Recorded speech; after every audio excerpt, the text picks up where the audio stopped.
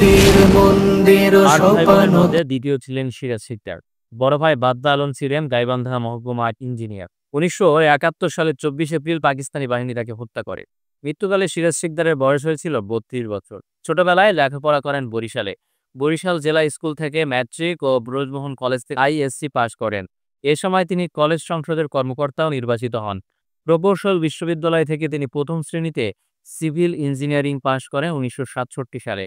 পরবর্তী সময়ে বিভিন্ন প্রতিষ্ঠানে polytechnical teachers training institute, CNB, the engineers লিমিটেডে চাকুরি করেন এবং চূড়ান্তভাবে চাকরি ত্যাগ করেন 1969 সালে। প্রকৌশলী বিশ্ববিদ্যালয়ের ছাত্র অবস্থায় তিনি বিয়ে করেন রওশন আরাকে 1966 সালে। এ স্ত্রীর গর্ভে তার সন্তান সংখ্যা 2 জন, শিখা ও শুভ্র। সিরাজ শিকদারের ছোট বোন শামীম শিকদার ভাস্কর্য শিল্পী। শামীমের ছোট নুরুল হক শিকদার লাহোর থেকে ইঞ্জিনিয়ারিং পাশ করেছেন। ছোট ভাই নাজমুল হক শিকদার ডাক্তার। সিলেট মেডিকেল কলেজ থেকে এমবিবিএস পাশ করেছেন। এদের ছোট 3 ভাই বোন জাহানারা, মঞ্জুরুল হক শিকদার ও শহীদুল হক শিকদার। রওশন আরার রাজনৈতিক দুর্বলতার কারণেই 1969 সালে তার সঙ্গে বিবাহ বিচ্ছেদ ঘটে সিরাজ শিকদারের। সে বছরের শেষ দিকে সিরাজ শিকদার বিয়ে করেন জাহানারা হাকিমকে। সমকাল এর লেখিকা জাহানারা প্রচুর লিখতেন। তার প্রকাশিত গল্পগ্রন্থের নাম ঝুমুর মহল। পূর্ব বাংলা সর্বহারা পার্টির মতে সর্বহারা শ্রেণীর নেতৃত্বে জনগণের মুক্তি সংগ্রামে অংশগ্রহণ করার জন্য তিনি পূর্ব জীবন ও প্রতিষ্ঠা ত্যাগ করে বিপ্লবী জীবনে চলে আসেন। পূর্ব জীবন ত্যাগ করার পর জাহানারা সিরাজ শিকদারের দলের সদস্যপদ লাভ করেন এবং নেতৃস্থানীয় কর্মী হয়ে ওঠেন। সিরাজ শিকদারের কবিতা গ্রন্থের মূল্যায়ন করতে গিয়ে তিনি লিখেছেন, কমরেড সিরাজ যারা শিকদার মূলত সমাজ সচেতন সর্বজ্ঞ বিপ্লবী তারা মার্ক্সবাদী এখনো কবি হলেও জানে। তার রচনায় পূর্ব বাংলার রূপময় প্রকৃতি অত্যন্ত সজীব ও বাংময়।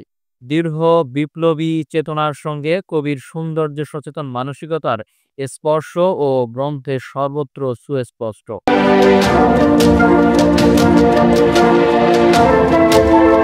সিরাজ শিকদার আপন সিদ্ধান্তে জাহানারাকে বিয়ে করলেও সহকর্মীদের কাছ থেকে তিনি সমর্থন পাননি। অথচ বিয়ের পরে সিরাজ শিকদার জানতে পারেন বেগম জাহানারা মানসিকভাবে অসুস্থ। শারীরিক অসুস্থতা এবং অন্যান্য কারণে 1972 সালের কংগ্রেসে নির্বাচিত হলেও জাহানারা কেন্দ্রীয় কমিটির সদস্য হতে পারেননি। 1974 সালের প্রথম দিকে সিরাজ শিকদারের সঙ্গে তার বিবাহ বিচ্ছেদ ঘটে। এ সময় একবার তিনি সিরাজ শিকদারকেও খুন করতে উদ্যত হয়েছিলেন। তথাপি 1974-এর শেষ পর্যন্ত তিনি পার্টির হেফাজতেই ছিলেন, সক্রিয় রাজনীতির সঙ্গে সম্পর্ক ছেদ করে। সিরাজ শিকদারের গ্রেপ্তারের সঙ্গে সঙ্গে তিনি ঢাকায় পুলিশের জনৈক ঊর্ধ্বতন কর্মকর্তার কাছে আত্মসমর্পণ করেছিলেন এবং তাদের নিয়ন্ত্রণে সিদ্ধেশ্বরীতে এক বাড়িতে দীর্ঘদিন অবস্থান করেছিলেন। কিন্তু কেন? সিরাজ শিকদারের মৃত্যুর পরপরই তার দলে ভাঙন দেখা দেয়। নেতৃত্বের প্রশ্নে দ্বিধাবিভক্ত হয়ে যায় সংগঠন। কেননা তার গ্রেপ্তারের সঙ্গে সঙ্গে এক সদস্য বিশিষ্ট কেন্দ্রীয় কমিটির অবসান ঘটে। নেতৃত্বের দায়িত্ব অর্পিত হয় দুটি সাহায্যকারী গ্রুপ, সাংগঠনিক সাহায্যকারী ও প্রধান সমন্বয়কারীর ওপর। এরা যখন 10 জানুয়ারি 1975 বৈঠকে মিলিত হয় তখন দেখা দেয় অবিশ্বাস। 2রা জানুয়ারি 1975 সকালে সিরাজ শিকদারকে কড়া প্রহরাধীনে নিয়ে যাওয়া হয় সাভারে। 4টি ভস গাড়ি ও একটি টয়োটা গাড়ি অনুসরণ করে তাকে। সাভারে তাকে দেওয়া হয় তৎকালীন রক্ষী বাহিনী ক্যাম্পে। সন্ধ্যা পর পুলিশের কয়েকজন ঊর্ধ্বতন কর্মকর্তা উপস্থিত হন সেখানে। রাত 9টার দিকে তাকে নিয়ে আসা হয় জাহাঙ্গীরনগর বিশ্ববিদ্যালয় থেকে আরেকটু এদিকে। সেখানে হাত বেঁধে রাস্তার উপর দাঁড় করিয়ে গুলি করা হয় বলে অনুমান করা হয়।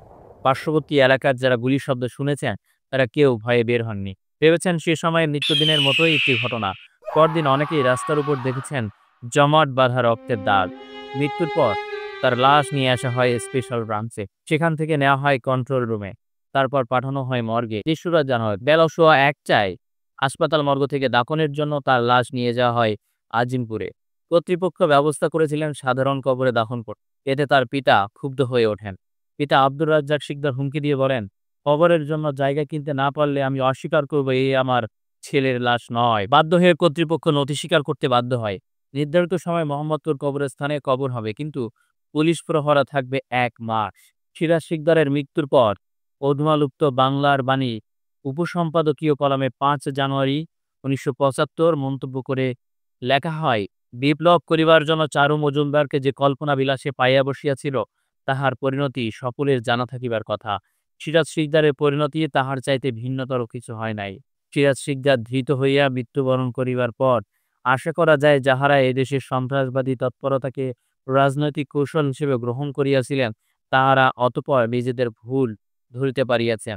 আর সিরাজ শিকদারের পার্টি বিদায় গেলা, মনে রেখো একটি কথা, কত ঘাত প্রতিঘাত সংঘাত প্রতিকূলতা, কিন্তু আমাদের আছে একটি কামনা, সে হলো নিঃস্বার্থ জনসেবা। ভিন্ন রাজনৈতিক মতাবলম্বীর এমনি মৃত্যু দেশে বা বিদেশে নতুন কোনো ঘটনা নয়, কিন্তু নিরাপত্তাহীনতাতে মৃত্যু ঘটলে তা নিয়ে দেখা দেয় প্রশ্ন। তাই প্রশ্ন উঠেছিল চারু মজুমদারের মৃত্যু নিয়ে, চে গুয়েভারার মৃত্যু নিয়ে, হাসান নাসিরের মৃত্যু নিয়ে। ১৯৯২ খ্রিস্টাব্দে সিরাজ শিকদারের মৃত্যুর ১৭ বছর পর ১৯৯২ সালের ৪ জুন সিরাজ শিকদার গবেষণা কেন্দ্রের চেয়ারম্যান শেখ মহিউদ্দিন আহমদ ও মহাসচিব নাজমুল ইসলাম সাঈদ ঢাকা মহানগর মুখ্য হাকিমের অর্থাৎ সিএমএম আদালতে মামলা দায়ের করেন। এই মামলার নিষ্পত্তি এখনো হয়নি। শিকল ভাঙা কত বিপ্লবী বন্ধুর রক্তে রাঙা, বন্দিশালার ওই শিকল ভাঙা।